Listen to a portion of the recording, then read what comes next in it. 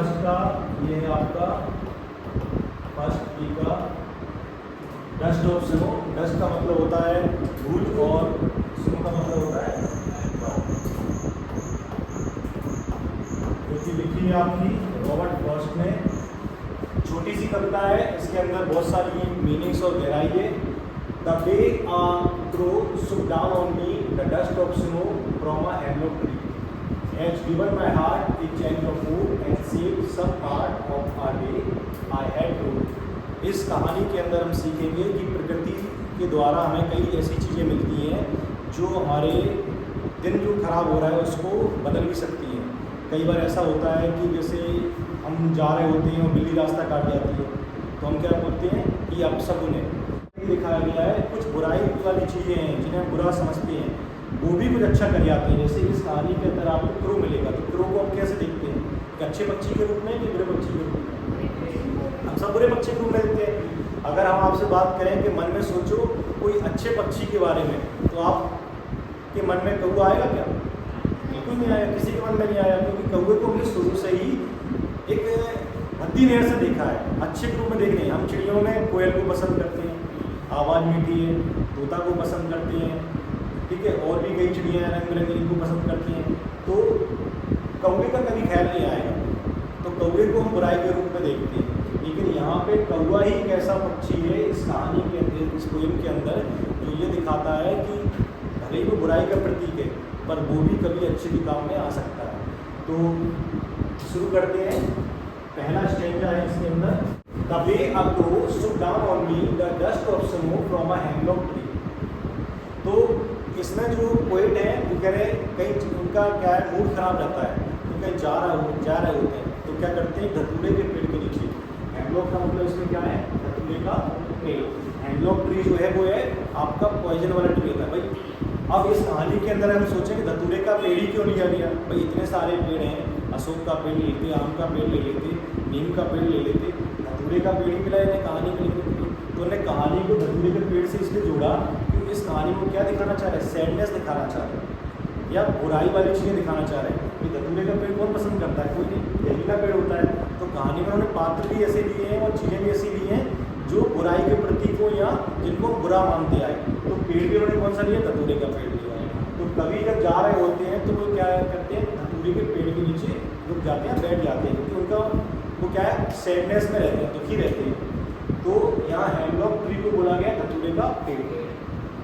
The way a crow shook down on me, जैसे धतूरे के पेड़ के नीचे बैठते हैं तो एक कौवा आके डाल पर बैठता है। सर्दी का टाइम रहता है, सर्दी के टाइम में बर्फीले इलाकों में बर्फ़ जमी रहती है पेड़ों पर। जैसे अपने यहाँ बरसात के टाइम पे या सर्दी के टाइम पे हल्की हल्की ओस या बरसात की बूंदें या ओस जो है पत्तों पे बैठ जाती हैं और जैसे थोड़ी हवा चलती है तो क्या है नीचे बूंदें गिरती हैं। लेकिन सर्दी वाले माहौल में क्या रहता है, डस्ट।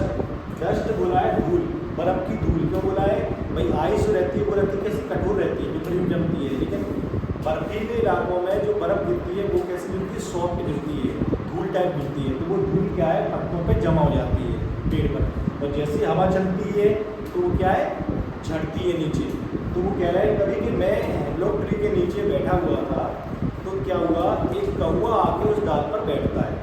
कौवा जैसे ही डाल पर बैठता है तो क्या है वो डाल हिलती है। आपने देखा होगा जैसे मौसम शांत है, पेड़ शांत है और पेड़ की डालियों पर बूंदें लगी हुई हैं, और जैसे कोई पक्षी आके बैठ जाए तो वो उसमें से बूंदें नीचे झड़ती है।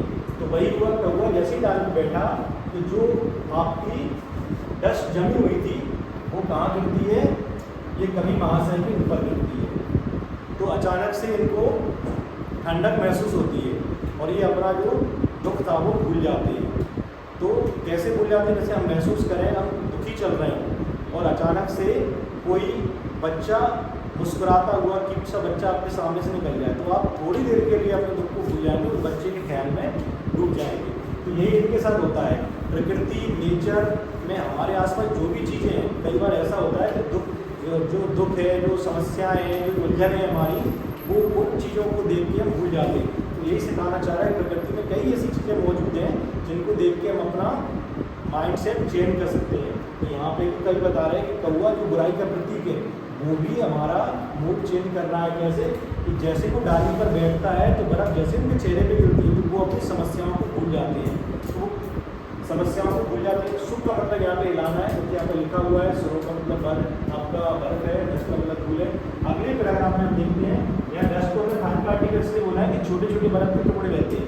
ऐसा नहीं कि बर्फ जो हमने जमाई फ्रिज में से आइस गिर रही हो तो लगी जाएगी सर में, तो वो नहीं है। अगला है the way are close down on me the dust of sorrow. ये कौवा दिखाया गया है, देख सकते हैं। कौवे को हम बुराई का प्रतीक भी मानते हैं, ठीक है। इसको बैड लक भी बोलते कई लोग, ठीक। अगला है आपका has given my heart a change of mood and save some part of a day. जैसे ही बर्फ गिरती है तो कहते हैं कि जो मेरा मूड है वो चेंज हो गया और मेरा जो हृदय प्रवर्तन है वो चेंज हो गया। जो मैं सोच रहा था या जो जिस समस्या में उलझा हुआ था, जैसे ही बर्फ गिरती है तो मेरा जो हार्ट है वो चेंज हो जाता है, दिल जो चाहिए मूड है वो चेंज हो जाता है। क्या एंड सेव सम पार्ट, और जो दिन भर मेरा खराब जाने वाला था वो अब बच जाएगा। अब मैं और पूरे दिन को अच्छे से एंजॉय कर पाऊँ। इस छोटे से पोएम से हमें क्या सीखने को मिलता है? प्रकृति में ऐसी कई चीज़ें हैं जो हमारे जीवन में परिवर्तन लाती हैं, कई चीज़ें। तो इसमें बैड लक में दिखाया गया, आपके कौवे को दिखाया गया, ग्रो को दिखाया गया और हैमलॉक ट्री को दिखाया गया। इस पोएम में जो सारी चीज़ें यूज की गई हैं वो कैसी यूज की गई हैं आपकी, जो बैड लक हो या बुराई वाली हो। तो इसीलिए इसमें हैमलॉक ट्री का भी यूज किया गया था और हैमलॉक ट्री का यूज किया गया था और ग्रो का भी। हैमलॉक ट्री धतूरे का पेड़ होता है जिसमें सफ़ेद सफ़ेद फूल लगते हैं, ठीक है, देखा है तो, ठीक है। धतूरे का पेड़ और ग्रो जो कि बुराई के प्रतीक है, और इन्हीं चीज़ों से उसका क्या हुआ, डे बन गया, दिन बन गया। अब इसकी हमने एक वीडियो भी बनाई थी क्योंकि आप लोगों को दिखा देते हैं। ये चैप्टर आपको डस्ट ऑफ स्नो जो कि लिखी है रोबस्ट रोशनी। डस्ट का मतलब होता है बच्चों धूल और स्नो मतलब होता है बर्फ, जैसा हमने बताया वैसे ही। तो चलिए पढ़ते हैं पहला stanza. The way a crow shook down on me the dust of snow from a hemlock tree. क्योंकि इस पैराग्राफ में बच्चों दो चीज़ें हैं जो हमें पढ़नी पड़ेंगी।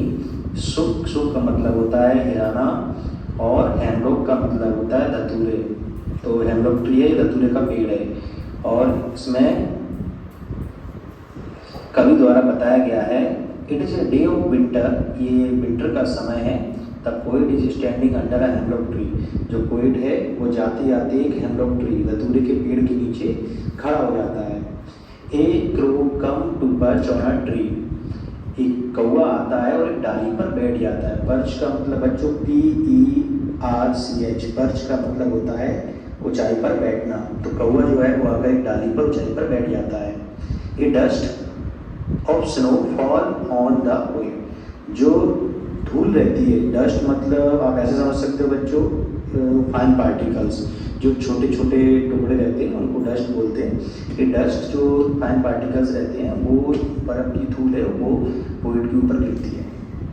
तो कवि क्या कहता है कि जब वो एक पेड़ के नीचे जाता है तो उससे पहले उसका क्या है कि जो मूड रहता है वो थोड़ा सा वो किसी काम को लेके सोच रहा होता है, डिस्टर्ब रहता है, तो वो अपनी सोच में जा रहा होता है और पेड़ के नीचे बैठ जाता है या पेड़ के नीचे खड़ा हो जाता है। तभी एक कौवा चूँकि सभी को पता होगा कि कौवा को लोग बहुत अच्छा पक्षी नहीं मानते, काला होता है, और कौवा को यहाँ पर एक उसी के रूप में दिखाया गया है कि जो बैड थिंग्स हैं जैसे कौवा है, हैमलॉक धतूरे का पेड़ सबको पता हुआ जहरीला होता है, तो ये सब चीज़ें दिखाएंगी ताकि ये बैड थिंग्स को दिखाती हैं। जैसे हम रास्ते में चल रहे हो तो हम किसी चीज़ को देख लेते हैं, बेकार चीज़ को कहते हैं अरे आज तो हमारा दिन खराब होने वाला है। पर इन्हीं चीज़ों से इस पार्ट में, इस पोएम में बताया गया है कि जो बेकार चीज़ें रहती हैं, जिन चीज़ों से हम डिस्ट्रैक्ट होते हैं, वो चीज़ें कभी कभी नेचर के थ्रू हमको हमारा जो दिन है वो खराब होने से बचा देती हैं। तो क्या होता है कि जो कौवा है वो बैड थिंग्स को रिप्रेजेंट करता है। तो कौवा जब बैठता है तो वो बर्फ़ की धूल को गिराता है। नेक्स्ट स्टेंजा में हम देखेंगे तब होता क्या है इसके बाद।